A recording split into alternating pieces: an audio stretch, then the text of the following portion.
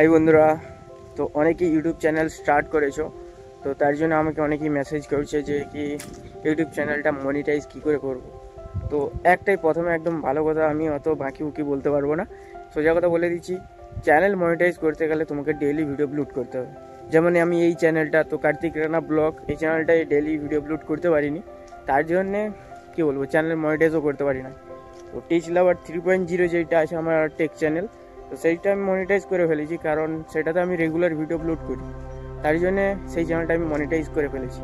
সেরকমই তোমাদেরকে একটাই কথা বলবো, যেই চ্যানেল ক্রিয়েট করবে তাতে রেগুলার ভিডিও আপলোড করো আর তোর ধামাকাদার কন্টেন্ট আপলোড করতে থাকো। চ্যানেল মনিটাইজ করার জন্য তোমাদেরকে কি করতে হবে জানো?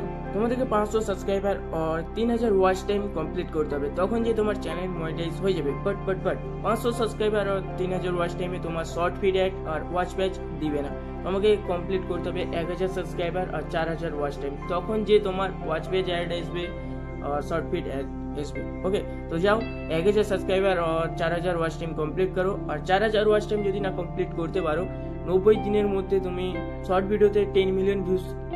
প্রায় অনেকেই আমাকে মেসেজ করছে, কমেন্ট করছে কি ইউটিউব চ্যানেলটা মনিটাইজ কী করে করা যায়।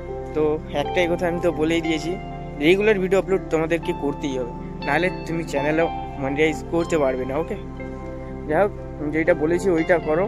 আর টাইটেল, ডিসক্রিপশান, ট্যাগ ওগুলো ভালো করে সাজাবে, আর ভিডিও এমন বানাবে যেন ইউটিউবের কমিউনিটি গাইডলাইনের যেন বাইরে না যায়, কোনো কিছু উল্লঙ্ঘন যেন না হয়, নিয়ম নীতি মেনে চলবে, সব কিছুই ঠিক হয়ে যাবে।